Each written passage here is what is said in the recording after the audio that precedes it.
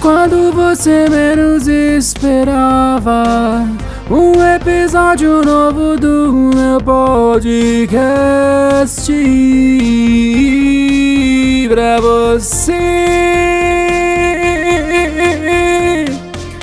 Vai ser legal, vai ser bem legal ouvir matéria escura com o Lucas Silveira. Vai ser legal, vai ser legal ouvir mais uma matéria escura com o Lucas Silveira.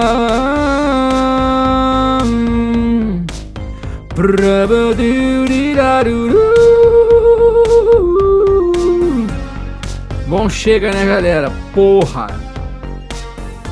Peraí. Aí. Bom, gentinha, começando mais um episódio do podcast menos coerente do Brasil, o podcast com menos recorrência, o podcast que menos é gravado e menos é lançado, e mesmo assim as pessoas o maratonam. E sabe por que eu tive essa ideia de gravar um podcast hoje? Porque eu estou querendo gravar esse podcast há muito tempo. Sabe o que aconteceu? Eu li um livro. Então você, jovem, que não lê livros, saiba que você está deixando de gravar podcasts.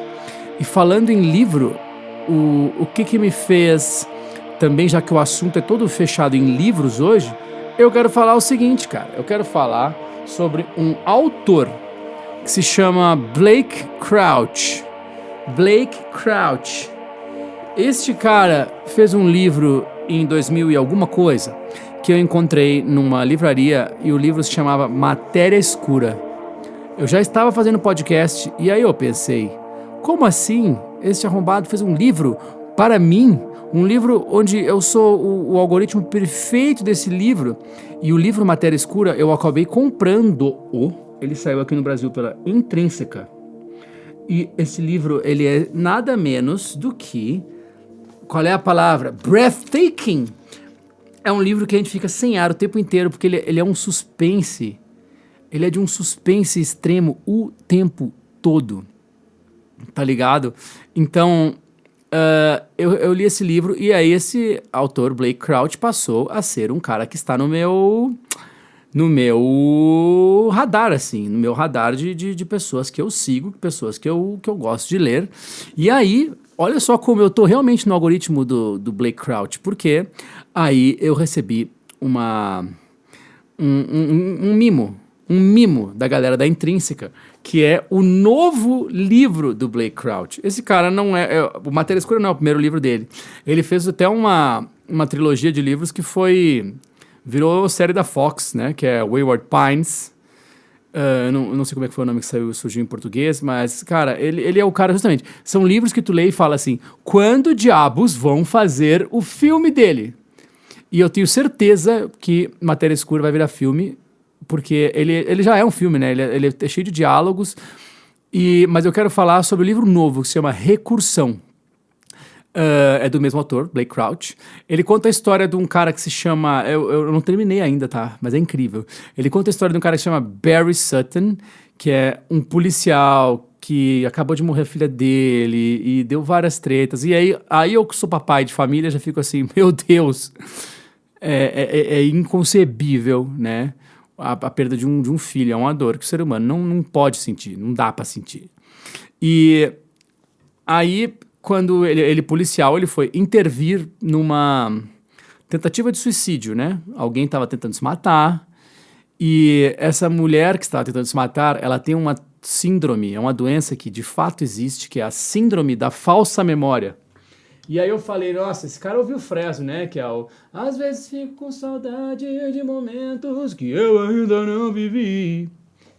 E essa pessoa tinha síndrome de falsa memória, que é exatamente isso que vocês estão falando, vocês estão pensando. É um distúrbio que a gente tem na cabecinha, que faz o quê? Com que tu tenha memórias que tu não viveu.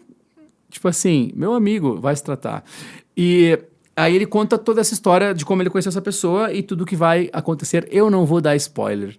E aí depois tem a história de uma cientista, que é a Helena Smith, que está desenvolvendo uma tecnologia para a cura do Alzheimer, e aí ela começa a ser financiada, e aí a tecnologia vai cada vez ficando mais assustadora, muito Black Mirror. E, enfim, leiam este livro. Eu vou repetir novamente. Chama-se Recursão. Recursão. É como se fosse um recurso grande. Recursão, do Blake Crouch, que é esse autor que a editora Intrínseca fez o favor de me mandar. E como a gente está falando de livro, o episódio de hoje vai ser sobre livros, cara. Porque, em primeiro lugar, porque eu estou escrevendo um livro. E o que me fez escrever o livro que eu estou escrevendo, que eu não sei se eu vou terminar algum dia na minha vida, eu não tenho a menor pressa de terminar ele. Se eu estou escrevendo um livro, é porque eu li em livros. Por exemplo, eu tenho certeza que o Blake Crouch foi lá e viu na internet e falou, o quê? Que porra é essa de síndrome da falsa memória? E aí ele pensou, nossa, eu vou fazer um livro sobre isso. Porque quando eu li o livro do Oliver Sacks, que tem um episódio aqui neste podcast sobre alucinações musicais, eu também falei, cara, eu tenho que escrever um livro sobre isso, né? E aí o meu livro não é sobre alucinações musicais, mas ele trata um pouco disso. Porque, enfim, eu não quero dar spoiler. Então fiquem na espera que dentro de entre 1 e 10 anos esse livro sai. O do Blake Crouch já tá aí nas bancas. Comprem todos os livros dele, é maravilhoso. Valeu, editora Intrínseca. E é isso, cara. Os livros inspiram a gente muito. É impressionante. E não inspira só a fazer coisa boa, não. Tem livro que deixa a gente numa bad. E eu queria falar sobre um livro que eu li, que é de um Tom Phillips. Se eu não me engano, ele trabalha no BuzzFeed, ou trabalhou no BuzzFeed. BuzzFeed é aquele site, né, que faz lista, que faz testes do tipo qual tipo de feijão você é quando você vai num restaurante, enfim, esses testes absurdos, mas querendo ou não, o BuzzFeed é um site de jornalismo e é um site que conseguiu entender o que é o jornalismo para as pessoas que vivem em 2020. Por exemplo, a Manu Bahrein, que também participou do meu podcast, tá lá no podcast, no caso do podcast da Fresno, ela está lá no podcast, ela também fala sobre esse jornalismo que ele usa do bom humor para informar as pessoas. E, enfim, esse livro que eu tô falando agora, que é um outro livro, você tem que me acompanhar. Eu sou rápido, aqui é rápido e rasteiro, galera. Não, é que eu queria falar sobre esse livro, que ele tem umas histórias muito boas. Ele é um livro que conta várias histórias sobre como os humanos são a pior coisa que aconteceu para esse planeta, cara. A pior coisa que aconteceu nesse planeta. Assim, talvez os seres humanos um dia salvem o planeta. Mas sabe o que é melhor do que salvar o planeta? É não destruir ele. Mas é impressionante como o ser humano tem as manhas de destruir um planeta, assim. O que... Eu nem cheguei a... Eu nem cheguei a separar sobre as coisas que eu vi desse livro, mas é muito bom, porque ele trata a história da humanidade de um jeito com um zoom out muito grande, ou seja, a gente ouve coisas desde quando, basicamente, o ser humano se transformou em ser humano. Por exemplo, em 3 milhões antes de Cristo, a Lucy, que foi o primeiro humanoide que foi encontrado fóssil, que eles perceberam que a Lucy era um elo perdido, um Australopithecus, né? Porque os seres humanos, os caras já acreditavam, né, que o ser humano evoluiu do macaco. Aí os caras assim, tá, mas tem que existir um bicho que é quase macaco, quase humano. Esse bicho se chama Lucy. Ela caiu de uma árvore. Ela tava lá numa árvore, numa boa, e o dia que ela caiu dessa árvore, calhou do fóssil dela ser fossilizado bem bonitinho, e encontraram 3 milhões e 200 anos depois. Enfim... Aí em 70 mil antes de Cristo, os humanos já modernos, porque é uma coisa que as pessoas também não sabem. O Homo sapiens, que somos nós, não existia só Homo sapiens no mundo. Tinha vários outros outras raças, tipo Neandertal, Cro-Magnon, outros tipos de homem. O Homo sapiens foi basicamente o que perseverou, mas a gente ainda compartilha DNA com homens de Neandertal. E a gente usa o lance de Neandertal, às vezes para dizer, tipo assim, nossa, o maluco é um homem das cavernas, um burro, é um Neandertal. Mas, na verdade, o Neandertal era tão inteligente quanto a gente. Ele era até um pouquinho mais inteligente do que a gente para algumas coisas. Mas aconteceu que entre 70 mil a.C. e 40 mil a.C., ou seja, ali nesses 30 mil anos, foi um período muito ruim para os Neandertais, porque eles basicamente foram varridos da superfície da Terra. Vamos à primeira grande cagada que eu resolvi destacar do livro aqui. Tem um cara que se chamava Thomas Austin. Ele era um cara que estava lá na Austrália, colonizando a Austrália. A Austrália é um país enorme, tipo assim, quase o tamanho do Brasil. E basicamente não tem muita gente hoje lá. Tem muitos desertos, assim, ele não é tão povoado quanto é o Brasil. Isso que o Brasil também não é um país extremamente povoado. Ele é populoso, porém não extremamente povoado. E a Austrália, menos ainda. E ela foi colonizada pelos ingleses. Lembrando que lá já existiam povos que já estavam lá desde antes, os aborígenes, os nativos, que, para variar, assim como os índios brasileiros, se fuderam grandão na mão dos europeus. E em 1859, Thomas Austin era um cara inglês. Ele chegou na Austrália enquanto ele era adolescente. E umas décadas depois, ele era um próspero latifundiário. Ele tinha um latifúndio, ele tinha uma terra sem fim, basicamente. 29 mil hectares. Então, assim, era muita terra que ele tinha. E ele fazia coisa que inglês rico faz, né? Que é pegar seus cachorrinhos Beagle e caçar. E olha o que esse imbecil fez. Aí ele estava cansado de caçar os animais da Austrália, os marsupiais, os pinguins, quer dizer, pinguins não, quer dizer, os cangurus, os esquilos, os koalas, porque talvez ele tivesse muita pena desses bichos, porque eles são lindos. E veja só o que esse cara fez. Nesse caso, eu não posso dizer que ele é um imbecil completo, porque ele não sabia. Então ele era só um desavisado. E com cagadas dessa magnitude, a humanidade foi aprendendo que tem coisa que não dá para fazer. Basicamente, a gente não pode... O mundo não é bagunça. Ele caçava lá nas florestas, enfim, nas savanas. E aí ele pensou, putz, cara, eu tô com saudade dos animais que a gente caçava na Austrália. Então, o que ele fez? Ele era podre de rico, e aí ele mandou um e-mail, em 1859, ele mandou um e-mail para um jagunço dele e falou, cara, traz uns coelhos, que eu tô a fim de criar coelhos aqui na minha terra. Tudo bem por ti? Aí o cara, beleza. E aí ele trouxe 24 coelhos ingleses. Aí que tá, galera. Tem uma parada que se chama ecossistema. Ecossistema é um negócio muito complexo. A gente vê um aquário e fala, nossa, isso aqui é um ecossistema. Mas você viu o que acontece quando se tu pingar uma gotinha de um veneno no aquário? Acabou o ecossistema. Aí o peixe morre, e aí o limo prolifera. O aquário é um bom exemplo de ecossistema. Se tu não oxigena um aquário, começa a surgir uma porra de um limo, os peixes morrem do nada, e a gente vai aprendendo, só que o peixe é um animal que o ser humano ama um pouco menos do que cachorro e gato, então ele não quer morrer quando um peixe morre. Mas o aquário nos ensina muito sobre ecossistema. Eu já fiz tanta cagada com os aquários que a gente teve na nossa casa, que a gente vai aprendendo assim, caralho, meu, o humano não consegue dar conta de um aquário. Mas o que o Thomas Austin fez? Levou 24 coelhos para a Austrália. Esses coelhos viviam na Inglaterra. E aí lá na Inglaterra eles eram predados por predadores naturais de coelhos, que devem ser o que? Águia, cobra, não importa. E aí o que ele fez? O que ele fez? Ele botou esses coelhos lá. E o que aconteceu? Você sabe o que aconteceu, cara? Não tinha predador natural para esses coelhos. E sabe o que o coelho faz? Sabe qual é a única coisa que coelho faz?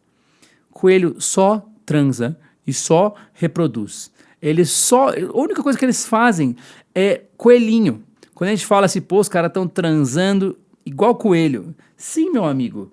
O que acontece? Esses 24 coelhos, em pouquíssimo tempo, cara, em 1861, ou seja, 2 anos depois, ele já... Existe um documento que prova isso, que ele já mandou uma carta de volta para a Inglaterra dizendo: então, cara, temos milhares de coelhos aqui. Lembrando que 3 anos antes eram 24 coelhos. Ali por 1886, 1900, esses coelhos já eram milhões e já era uma treta. Passaram mais uns 20 anos, que foi o auge da praga dos coelhos. A população de coelhos da Austrália já passava dos 10 bilhões. Tinham aproximadamente 3.000 coelhos por cada milha quadrada, ou seja, mano, é uns 2.000 coelhos por quilômetro. A Austrália estava literalmente coberta por coelhos.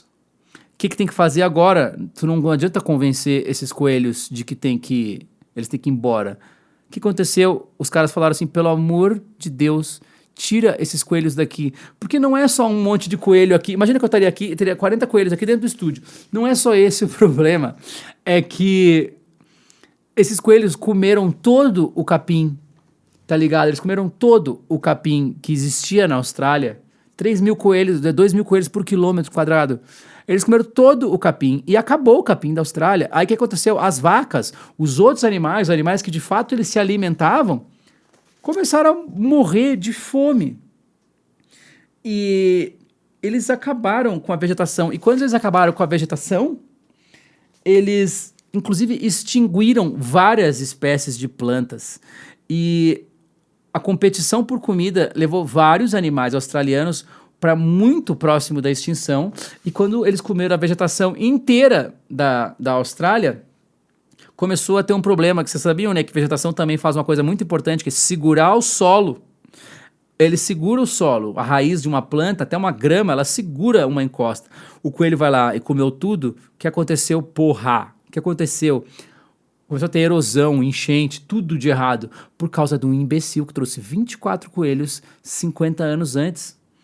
E o que aconteceu, né? O governo precisou falar assim: galera, vamos matar esses coelhos tudo.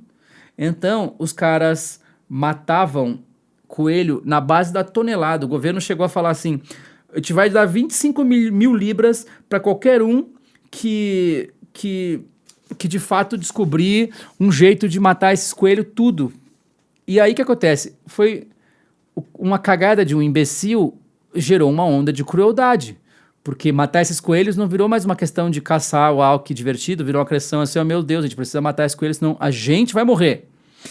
E nas próximas décadas, a Austrália tentou dar tiro nos coelhos, botar armadilha nos coelhos, envenenar os coelhos, jogar fumaça nas tocas dos coelhos, mandar furão nos túneis para puxar eles para fora e matar os coelhos.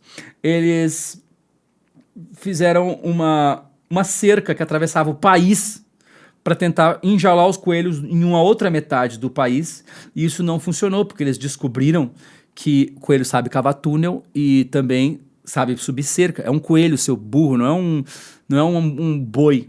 E aí, meu amigo, o coelho a praga do coelho da Austrália é um dos exemplos mais famosos de cagadas da humanidade.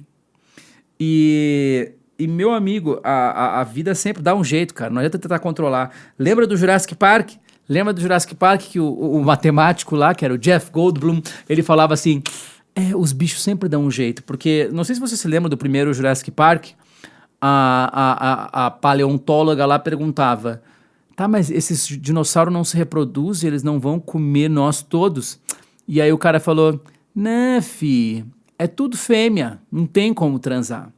E aí eles descobriram que em algumas espécies de anfíbios ou de répteis, se precisar, ele muda de sexo. Se tiver muita fêmea no rolê, o cara vai lá, vira macho e come as fêmeas. E aí põe ovo e reproduz.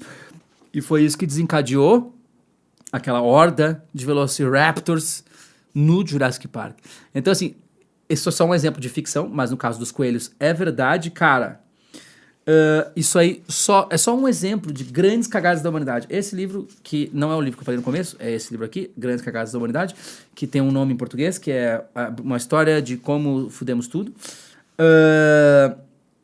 que aconteceu é que os caras não conseguiam se livrar dessa praga.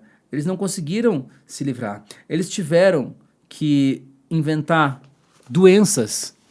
Imagina, cientistas que poderiam estar inventando curas, eles estavam muito ocupados na Austrália inventando doenças. Então eles estavam fazendo experiências com doenças que sejam, sei lá, nocivas apenas para coelhos. E aí eles inventavam essas doenças e colocavam essa doença no ar. Mas é óbvio que se uma coisa é muito ruim para coelho, a chance dela ser ruim para o ser humano é meio grande. Então tem várias doenças que acabam, tipo assim, sempre vai ter um efeito colateral, porra. E, enfim, tem notícias, cara, que são do nosso século. Em 1995, o vírus que os cientistas inventaram para matar os coelhos, o que aconteceu? Ele começou a pegar nos humanos. E então a febre hemorrágica do coelho começou a pegar nas pessoas. E aí começou a pegar em outros bichos, começou a pegar em outros bagulho. E aí tem um amigo meu, o Leandro, que mora na Austrália, ele falou, mano, coelho é treta até hoje na Austrália. Ainda é tipo assim, ó, meu, se tu vê um coelho, arranca, é a mesma sensação que a gente vê quando a gente vê uma barata. Então, esta é a cagada número 1 da humanidade que eu tirei desse livro aqui. Porque, meu amigo, puta que pariu, não mexa com o ecossistema.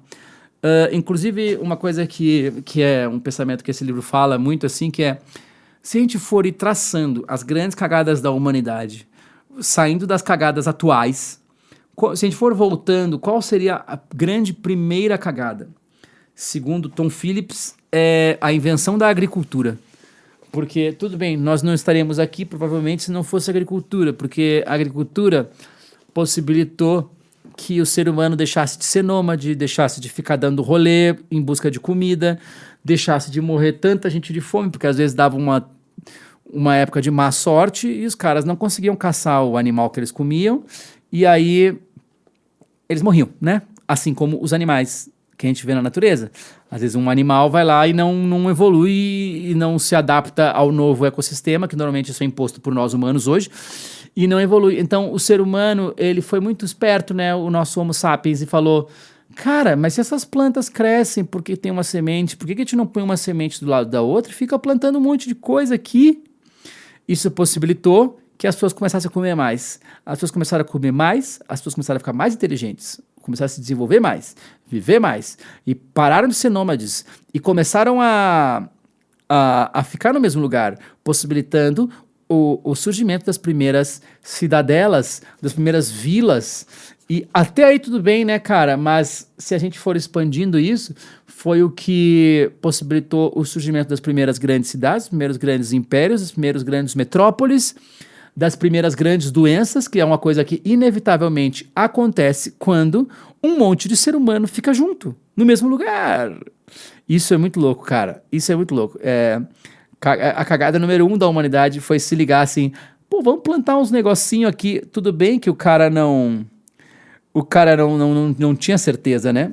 Ele não sabia do que ia acontecer. Assim como o Thomas Austin não sabia que ele ia, tá ligado, acabar com a vida de várias pessoas botando 24 coelhos porque ele queria caçar com os amiguinhos dele na fazenda dele. Mas assim, é uma coisa importante pra gente perceber que nós somos parte do mundo. Nós somos outros animais do mundo. Mas se um dia as abelhas decidem assim, vamos acabar com a vida desses caras, eles acabam. Se algum dia... É muito foda, assim, porque a gente passou a se tirar do ecossistema, né?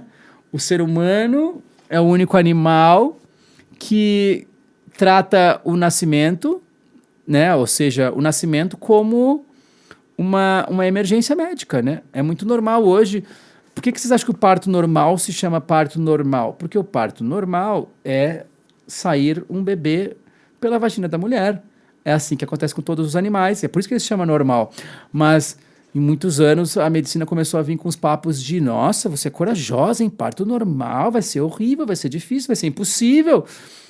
por que que tu não faz uma cesariana e marca em tal dia e tu pode trabalhar 10 dias depois? Ou seja, tudo que é natural, tanto que eles estão mudando a nomenclatura e cada vez mais eles falam parto natural, humanizado, porque o ser humano vai fugindo da natureza.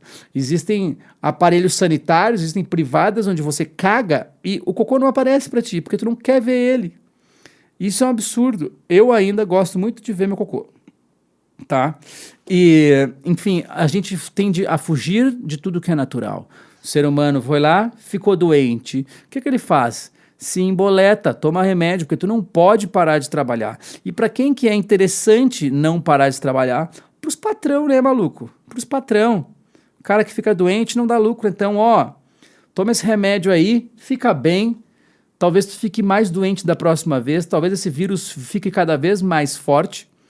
Mas tudo bem, produz aí, molecão. Então, assim, rastreando lá desde a invenção da agricultura, isso foi gerando as primeiras desigualdades, as primeiras coisas, e aconteceu que você sabe, né? Agora eu vou dar um pause aqui que eu vou pesquisar uma outra cagada, que é uma cagada muito boa, que aconteceu na China. Ah, sim, tem uma história que aconteceu na China e outra no século passado, ou seja, não faz 1 trilhão de anos. Tá ligado? Tá ligado, meu? O que aconteceu? Mao Zedong era o puta véia lá, mandava em todo mundo. Ele inventou as 4 pestes. Ele chamava isso das 4 pestes. E essa foi, possivelmente, a política de saúde mais desastrosa da história da humanidade. Mais desastrosa. Por quê? Porque ele juntou 2 coisas, né, da sociedade, assim, que é tipo o medo das doenças e, meu Deus, preciso cuidar do meu povo, mas também com as aleatoriedades que só um cara com poder absoluto pode inserir numa sociedade. O que aconteceu? Eles viram que, enfim, a China estava com um grandíssimo problema de saúde. Um grandíssimo problema de saúde, tá ligado? E aí tava rolando uma malária, várias doenças, coisa que acontece quando tem muita gente, enfim. E aí ele pensou, né? Ele pensou, bom, os mosquitos, eles são como é que é? Os vetores da malária. Então, vamos acabar com esse mosquito. E aí também tinha a peste, né?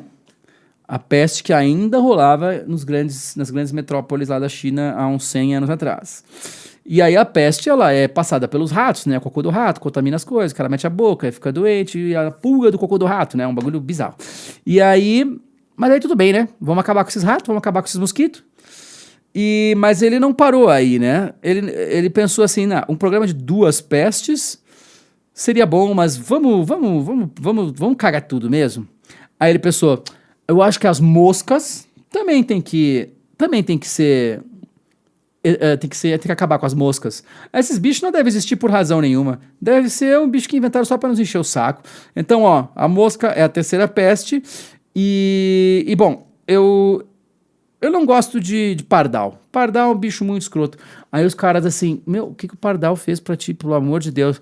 Pardal come semente, come grão, come alpiste. Então, mata esses bichos aí, porque eu quero que meu povo tenha comida.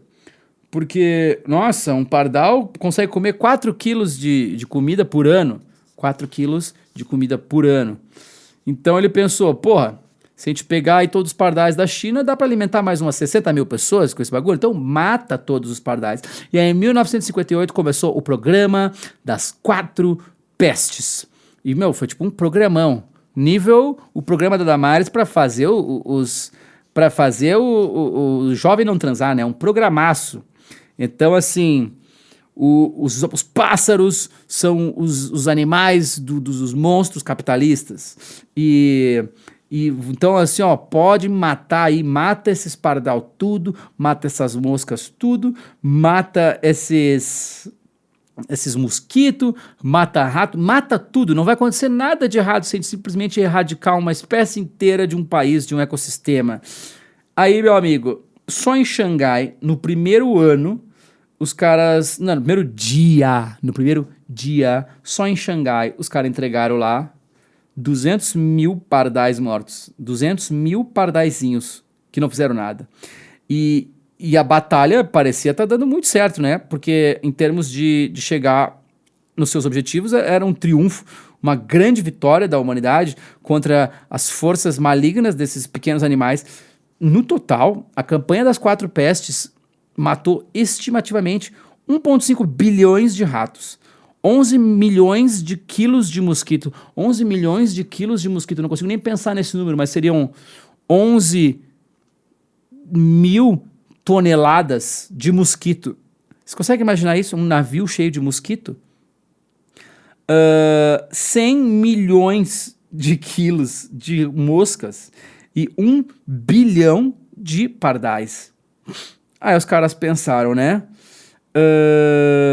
Eles pensaram assim, tá pronto, né? Matamos tudo. O problema, eles foram aprendendo rapidinho. O pardal não come só semente, ele come também os mosquitinhos que faziam mal. Eles comem também as larvas dos mosquitinhos. E então, meu amigo, de repente, as larvas de mosquitos, elas não tinham mais predadores. E o que aconteceu? É óbvio que as larvas estavam lá comemorando. Uhul! Elas se proliferaram na China de uma maneira de que em 1959 um expert em pássaros foi finalmente ouvido e aí eles tiraram os pardais da lista dos animais que todo mundo tem que matar e botaram as pulgas. Mas, cara, já era muito tarde, porque tu não consegue repovoar 1 bilhão de pássaros assim do nada. O que aconteceu, cara? A morte dos pardais não foi a única razão dessa grande fome que teve na China entre 59 e, sei lá, os anos que veio depois, ali, 52. Foi uma grande tempestade de decisões muito erradas pela humanidade, que fizeram com que, basicamente, milhões de pessoas morreram de fome por pura incompetência. por pura burrice, porque quando tu mexe no ecossistema, acaba tudo, fode tudo, morre tudo. O que aconteceu, meus galos? Morreram milhões de pessoas por causa de uma cagada. E são muitas cagadas.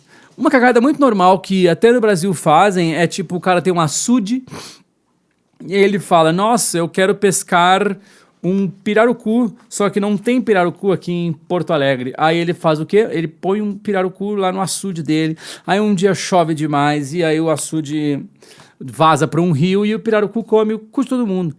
Então, assim, a gente viaja muito. Nós, enquanto seres humanos, a gente acha que é normal, assim, mudar os ecossistemas. A gente acha que que essas coisas não acontecem por acaso. E um ponto importante é que quando a gente discute assim cagadas do comunismo, cagadas do nazismo, cagadas dos impérios, enfim, socialistas, impérios não, né, das repúblicas, as pessoas costumam muito botar na conta assim, né? Mas o comunismo matou 1,5 trilhão de pessoas. Mas saibam que é diferente. É horrível, morreu igual, mas é diferente tu matar as pessoas por uma cagada de planejamento mal feito e burro do que matar as pessoas porque tá escrito lá nas tuas leis que esse tipo e esse tipo e esse tipo e esse tipo de pessoa tem que morrer. Eu não estou aqui defendendo que o governo da China dos anos 50, sobre o qual eu não sei muito, estava certo e são cristais sem defeitos, mas é que eu percebo que quando a gente fala de nazismo, é impressionante como surgem pessoas que, parece que quando a gente fala nazismo, elas entendem Bolsonaro, e elas já começam a defender o nazismo, porque é uma coisa que é conceitualmente próxima do Bozo, ou de quem trabalha com ele, tipo do Alvin, né? Então, assim, existe um oceano aí de diferença entre uma cagada que mata pessoas e uma política que é destinada, feita, criada com base na necessidade extrema de que grupos específicos de pessoas sejam aniquilados da face da Terra. Então, é impressionante, sim, cara. Então, se o teu amigo defendeu o nazismo, e ele, às vezes, ele pode defender nazismo falando assim, mas o comunismo matou não sei quanto. Cara, tá defendendo o nazismo. Então, assim, pelo amor de Deus, dá um tapão na cara desse teu amigo. Vamos lá. Enfim, a reflexão que esse livro causa é muito legal, porque a gente normalmente, nos livros de história, a gente lia sobre as guerras de uma maneira tão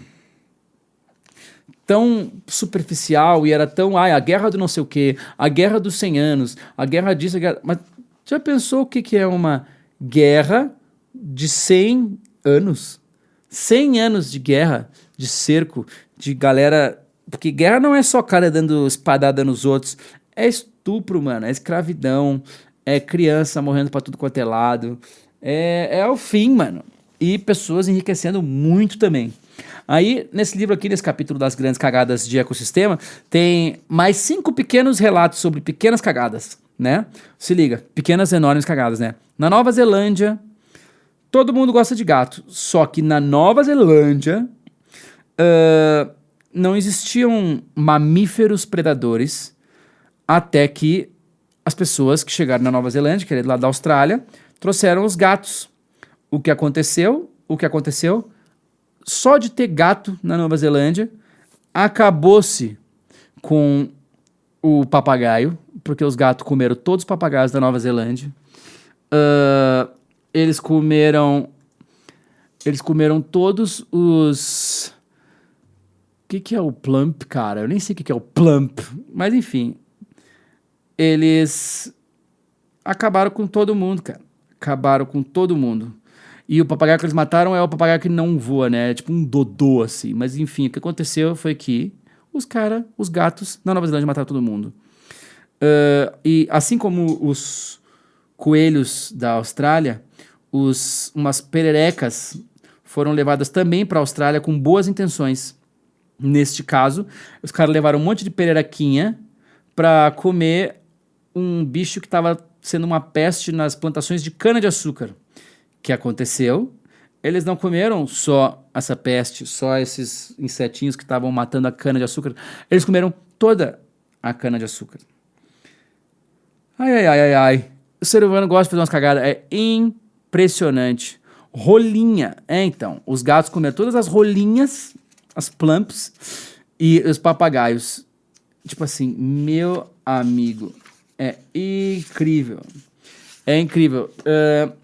Essas histórias inspiram a gente, nem que seja nos inspirar a ter conversas de bar, né? Mas também levanta questionamentos, assim, que é...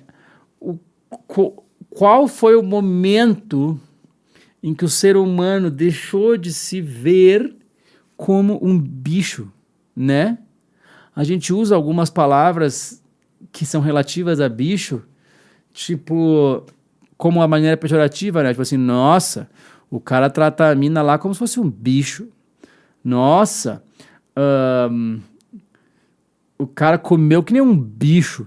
Nossa, o cara, o maluco parece um selvagem, tá ligado? Tipo assim, são sempre... A gente usa as nomenclaturas que tem a ver com bicho para desqualificar um outro ser humano. Porque a gente acha que a gente não é bicho, a gente acha que a gente não tem todas as coisas iguais aos bichos. Enfim, essa aqui também é uma outra recomendação de livro que eu tava falando, né? No começo eu falei sobre as ficções do Blake Crouch e agora eu tô falando sobre alguns capítulos desse livro aqui, que também tem em português, chama-se Humanos, vamos até dar um Google aqui, Humanos... Ai, odeio digitar com a mão ruim. Uma breve história de como fudemos com tudo. Uma breve história de como fudemos com tudo. É isso mesmo. Esse livro existe em português também. Alright? Enfim, né? Enfim. Eu acho que é isso, cara. Fazer um podcast curto hoje. A galera não tem muito tempo. Então eu vou aproveitar o final desse podcast para lermos umas perguntas, né? Responder perguntas. Eu nunca gravo e eu inspirei vocês a lerem pelo menos 3 livros. Matéria Escura, do Blake Crouch, que é o livro antigo dele, que eu já li inteiro.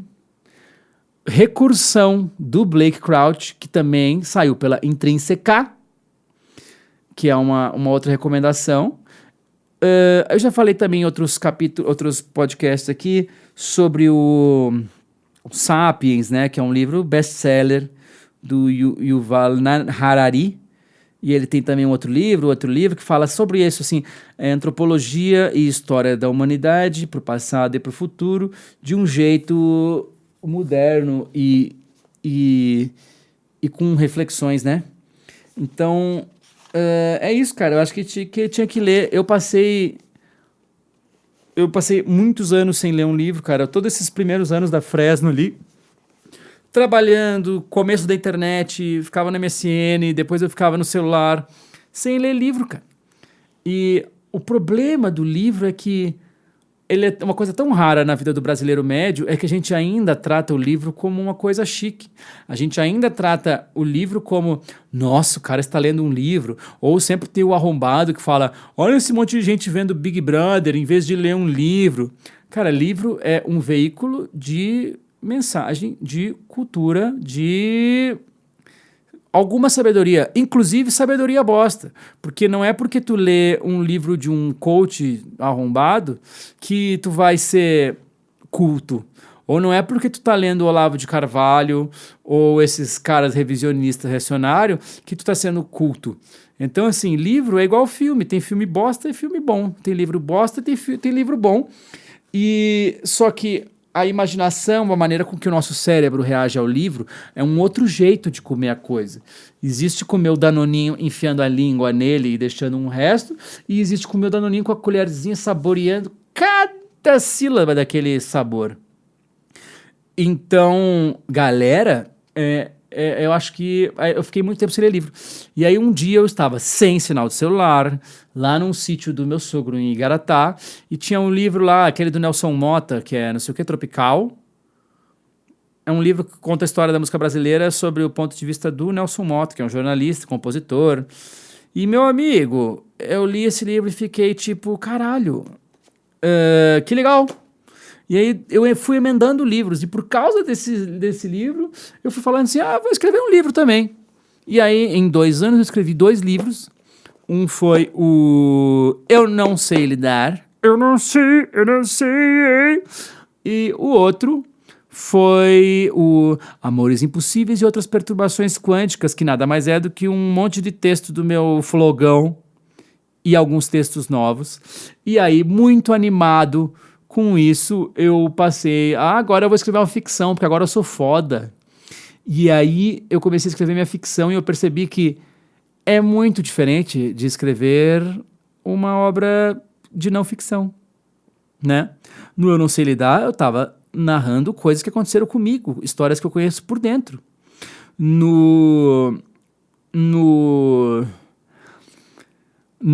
Amores Impossíveis, eu tava recapitulando histórias da minha vida que eu vivi e escrevi ali no calor da hora. Isso é muito diferente de contar uma história que não aconteceu e que seja crível e que aquelas falas pareçam ter saído da boca de alguém. Não é aquele diálogo da malhação do Gigabyte, sabe?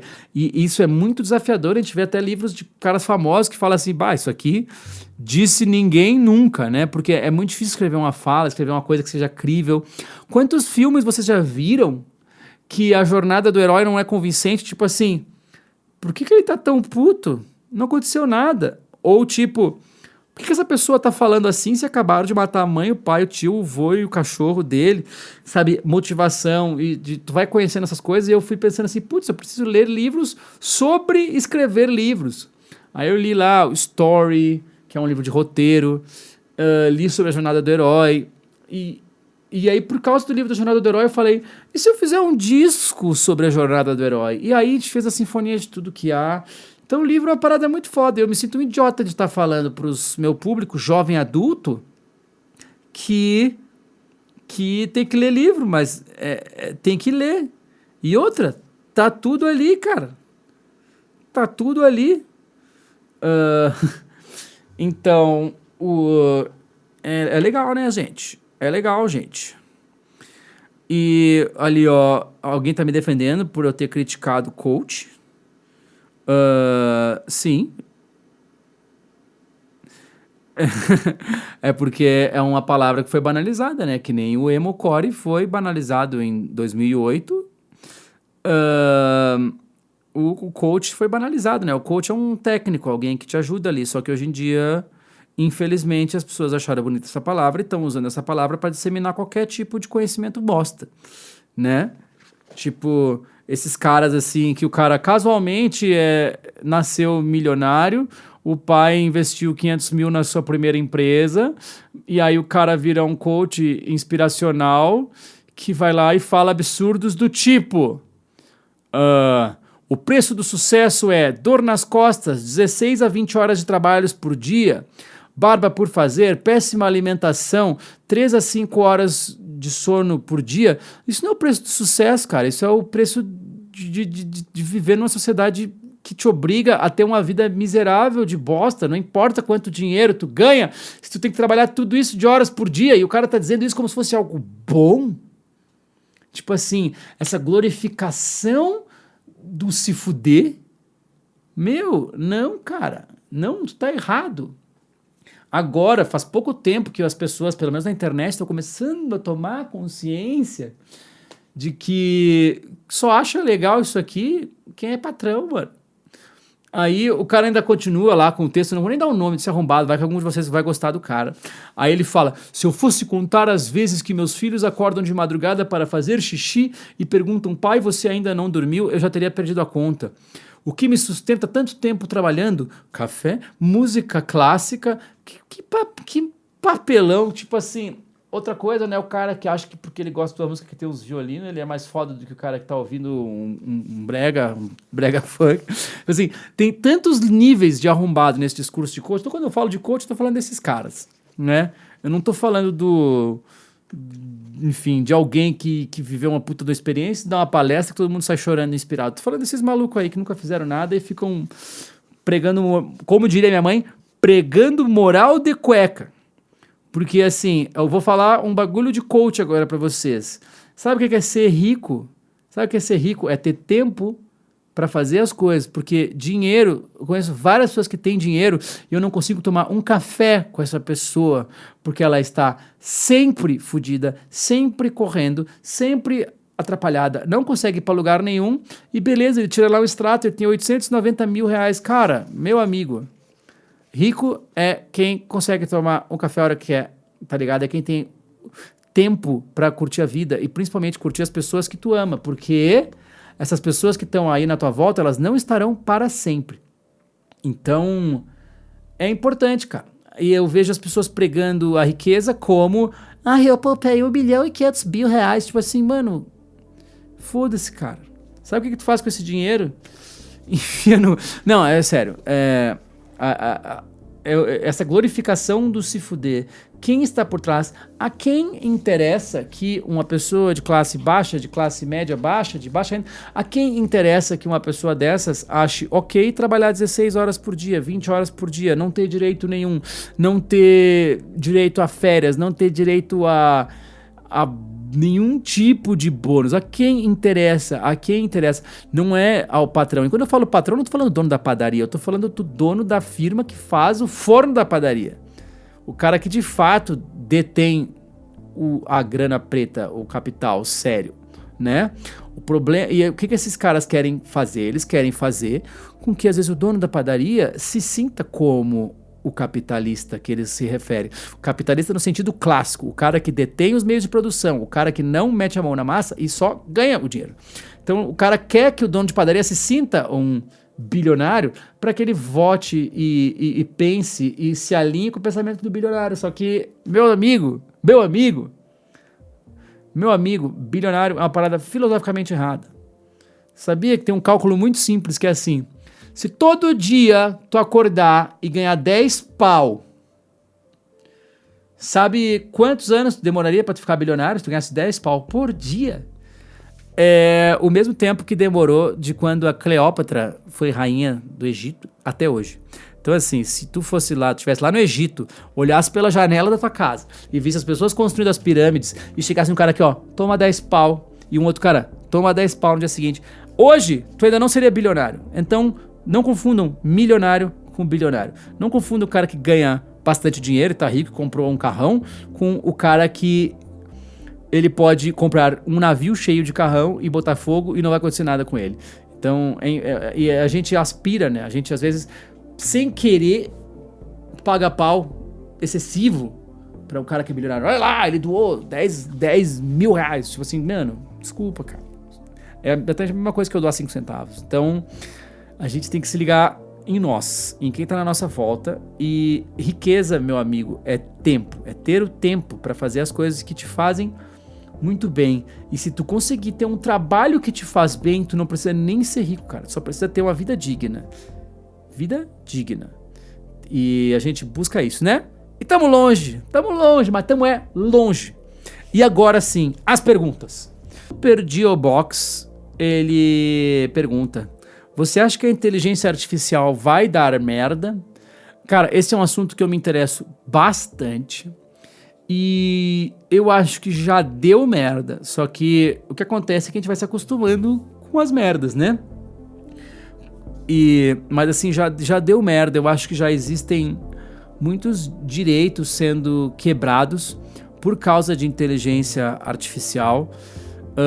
Existem países na Ásia onde as pessoas estão fazendo experiências de reconhecimento facial, que na rua eles veem a cara da pessoa e rola um reconhecimento facial numa câmera que está na rua e sabe se aquele cara é um bom pagador de impostos, se aquele cara está em dia com o leão, né, com a Receita Federal, sabe quanto aquele cara tem no banco, assim, isso é muito Black Mirror, isso já está acontecendo, essa tecnologia já existe. Inclusive, é a mesma tecnologia usada para fazer um filtro fofo aqui no Instagram, cara. Então, meu amigo, inteligência artificial, isso é só um tipo de merda. E aí, o Elon Musk, que a galera ama muito, porque ele faz uns carros e namora Grimes e faz uns foguetes, e eu tenho sentimentos mistos por ele, porque, enfim, bilionário, né, gente? Você sabe. Ele foi no programa do Joe Rogan, no podcast, que ele até ficou... Só se falou que ele fumou maconha no programa dele, sendo que se tu é bilionário, branco, mora nos Estados Unidos, cara, tu pode fazer qualquer coisa, meu amigo. Fumar maconha é o de menos. Mas, enfim, não é esse o assunto. Só se falou sobre isso, mas ele falou uma coisa importante no programa do Joe Rogan, que é o medo que ele tem da inteligência artificial. E tá aí um cara que tá trabalhando na ponta dessa tecnologia. O cara que tá... Ele já foi falar nos Estados Unidos, no Senado, nos comitês, nos comitês, enfim, sobre que discutem esses assuntos, e basicamente ninguém deu ouvido pra ele. Ele disse, né? E ele foi bem misterioso, a fala dele foi bem misteriosa. Inclusive, tudo que ele fala é misterioso, parece um robô falando, é estranho, é pós-apocalíptico o jeito que ele fala, né? Mas, enfim, foi um negócio estranho, assim, mas eu acho que já tá dando todo tipo de merda. O próprio lance dos algoritmos, assim, eu vou falar de um jeito bem raso, eu não vou nem falar de uma coisa muito séria, mas pra vocês terem uma ideia, a Netflix percebeu, o algoritmo da Netflix percebeu que o que mais faz pessoas assinarem o serviço Netflix é o lançamento de uma nova série. A 9ª temporada de uma série, a 15ª temporada de uma série, não faz ninguém assinar. E o crescimento de uma plataforma de streaming, ela não se dá tanto através da fidelidade de uma pessoa que está lá vendo uma série há 10 anos. O que mostra crescimento, o único número que os caras se importam é o número de novos assinantes. Ele tem que sempre aumentar, e muito. O que faz aumentar? Novas séries.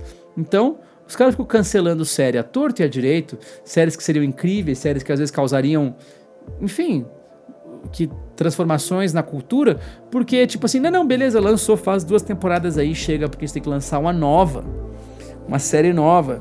É o mesmo preço do que fazer uma nova temporada de OA, ou sei lá, de uma série que tenham cancelado aí. Então os caras fazem série nova. Então assim, é um algoritmo que tá mudando a maneira de se consumir cultura, né? Na música mesmo, as pessoas hoje têm a facilidade de passar para a próxima música.